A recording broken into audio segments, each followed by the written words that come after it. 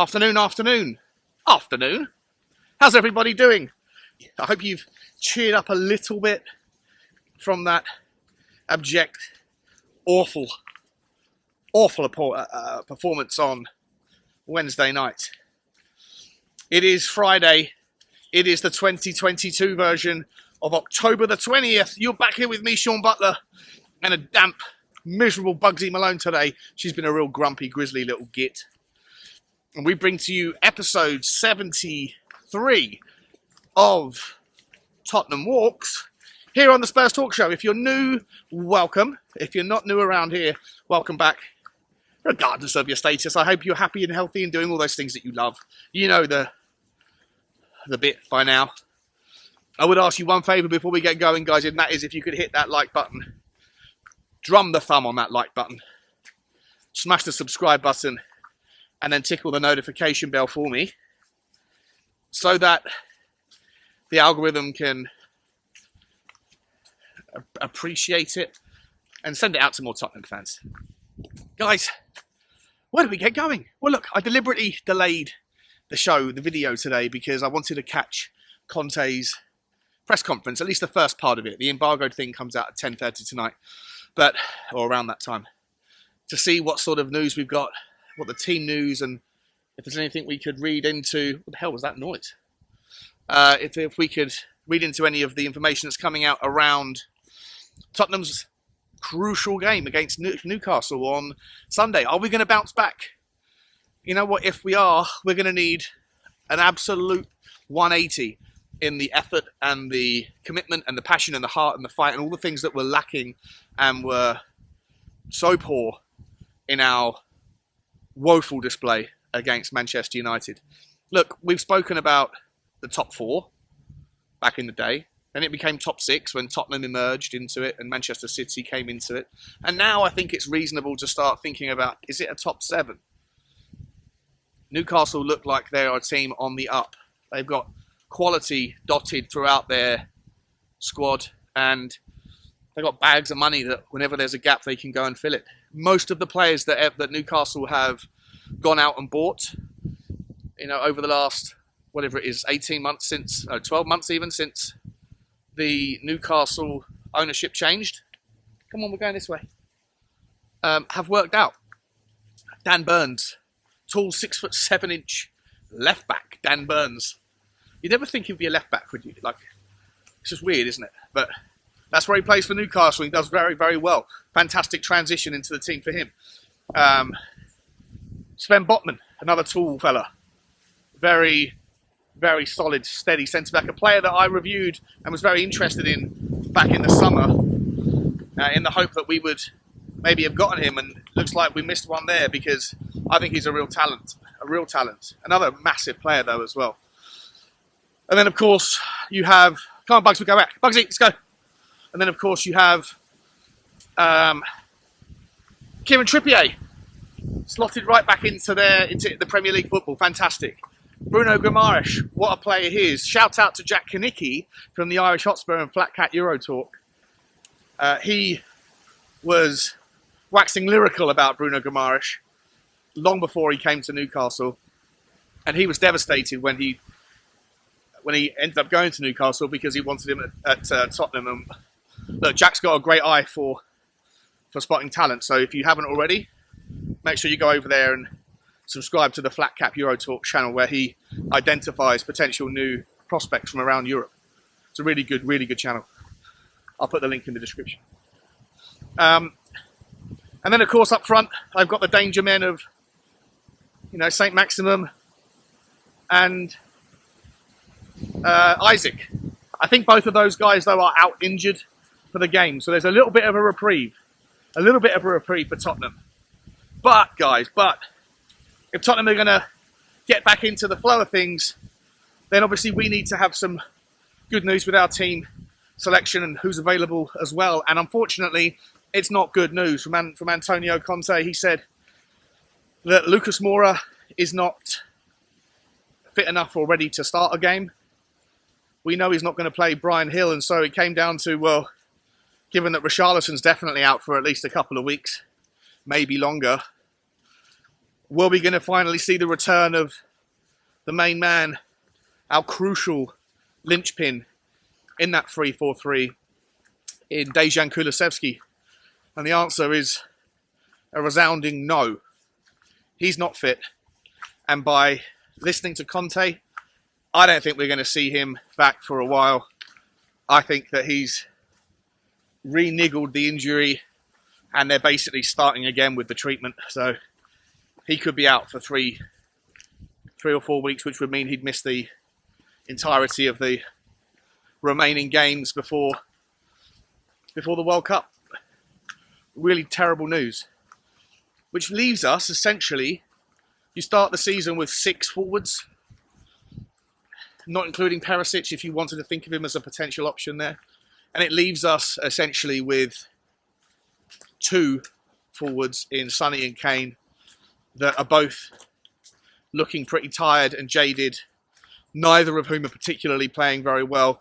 Harry Kane, obviously, is still finding a way to score goals, but, you know, they don't look as comfortable and in sync with each other as they have done for the last 5 years. So there's problems there.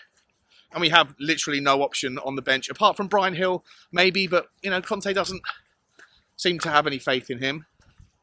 He thinks he's too lightweight, which means that, does that force his hand again to go to a 3-5-2?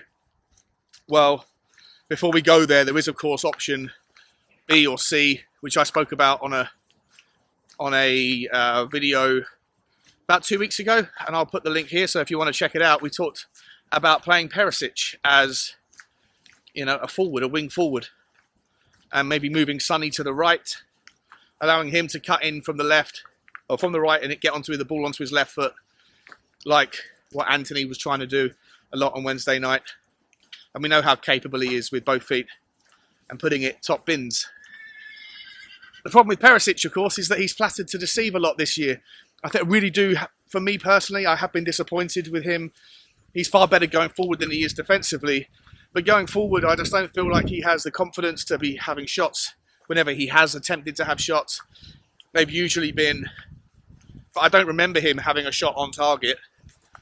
His crossing's good, although sometimes it feels like his crosses are just kind of,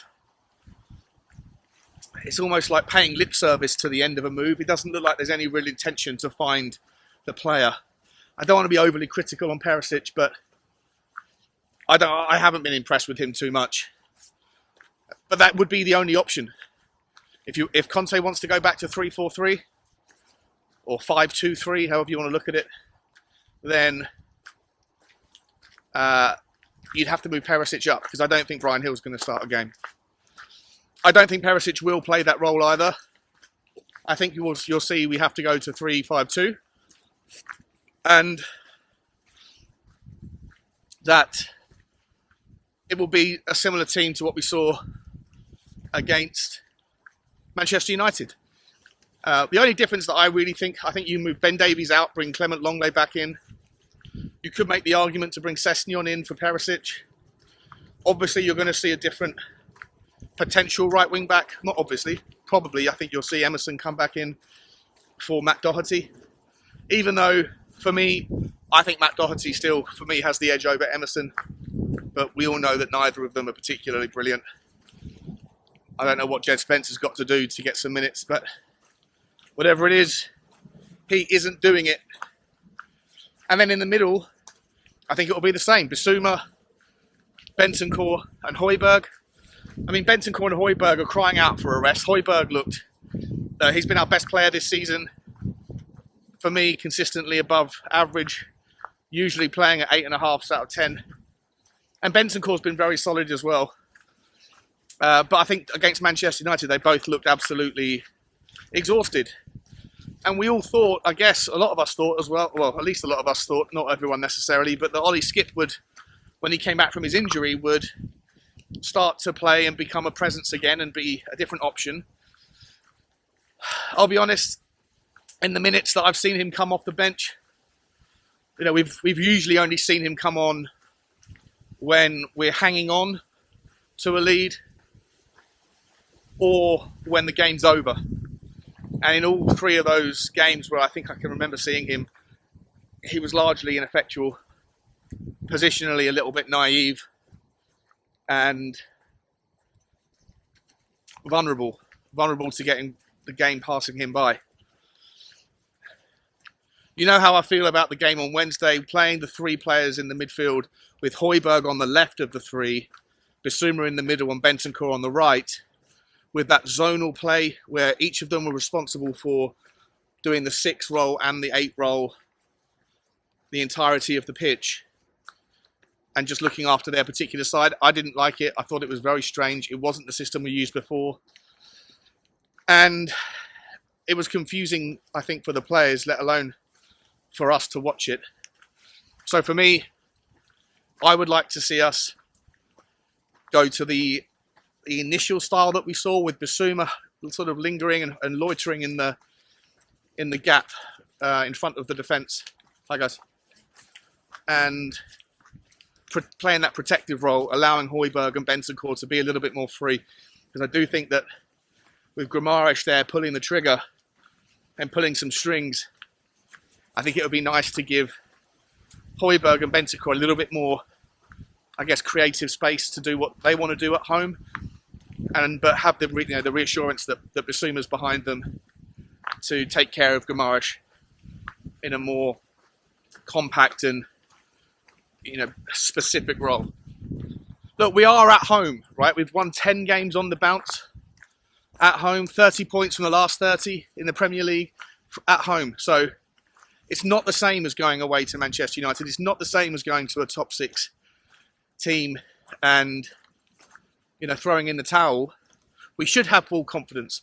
The crowd needs to get behind the team from the get-go, and if we don't take a lead in the first 15 minutes, they shouldn't be feeling impatient or scared, because it's a consequence of the style of the stadium with that ability to amplify the noise. It amplifies all noise, good or bad. So I encourage and implore everyone that's going to the game to remember that and to understand the stakes here. If we lose to Newcastle, suddenly everything looks a lot different. If we beat Newcastle, it doesn't matter whether we beat them convincingly or just find a way to get it done, then the positivity can re-emerge, and we can then look forward to playing Liverpool at home in a couple of weeks' time, knowing that we're still undefeated, at home at least. And that, for me, is so important. It's so important. Look, we're going to be vulnerable from aerial set pieces. The size of Newcastle's back four is, I think Dan Burns is 6'7". I think Sven Botman is 6'5", 6'6". That's a problem. So you're going to need people like Eric Dyer. In fact, on that basis, I'm talking out loud now, maybe that would require that you have Ben Davies, who's slightly more stronger in the air than Clement Longley. But I don't know if you should have to set up your team when you're playing at home to concern yourself about the away team. They should be set up to concern themselves about the home team. Anyway, there's an argument there. But we're definitely going to need a little bit of luck with, the aerial threat, and hope that maybe Hugo Lloris can also come out and claim some balls when the opportunity's there and the space is there, because they are going to be peppering the box from set pieces and corner kicks. But apart from that, guys, I think we've got to go after them. Whether it's Lucas Moura or Lucas Moura is not going to start. We need a big game from Bentancur and Højbjerg to be able to be that link between the midfield, the breakdowns and the transitions, and get the ball up to Sonny and then help them out more than they do. Otherwise, it's going to be another long, testy afternoon. But last thing I'll say, guys, Bugsy, we're going back. Let's go. Last thing I'll say is, a lot of the fans on Twitter, everywhere, really, really divided right now about whether you blame Conte or whether you blame Levy, the board, the bench, the players. Like I said a million times, I think there's a slice for everybody. for what happened on Wednesday. But look, I do think we've also been the victim of some really unfortunate injuries that have come in and hit us in every single level of depth that we have in the same bloody position. Losing Lucas Moura, Decky, and Richarlison all at the same time, it's just really unfortunate. And you know, people pointing to the bench and saying, look at the depth, it's a joke, blame Daniel Levy. If you want to blame Daniel Levy for not buying 19 forwards because the first 17 got injured, you know, then I think that's an unreasonable take. I think sometimes you just have to shake hands with the luck of the draw, and also probably throw a little bit of shade towards the physical therapists and the medical team, because I can't remember the last time there was an injury that one of our players had that was just simple. The recovery process was quick and natural and standardized. There always seems to be some issues, and it's bloody frustrating. Bloody frustrating. For me, guys, the prediction I'm going to go for is 1-0 to Tottenham. Newcastle have only conceded 9 goals in the Premier League this season. Best defensive record in the Premier League. So I don't think we can expect to get, you know, 2 or 3 past them. No one else has. Or 3, no, I don't think anyone scored more than 2 past them. But I also think that our defence need to show us a little bit of a raised game after that shambolic performance on Wednesday. I'm expecting a bounce back, but I think it's going to be a very, very tough, nervy affair. But let's hope we can get it done. Because if it doesn't, if we lose and we lose poorly, I shudder to think what Twitter's going to be like on Monday morning. Let me know your thoughts, guys. I love talking to you like this.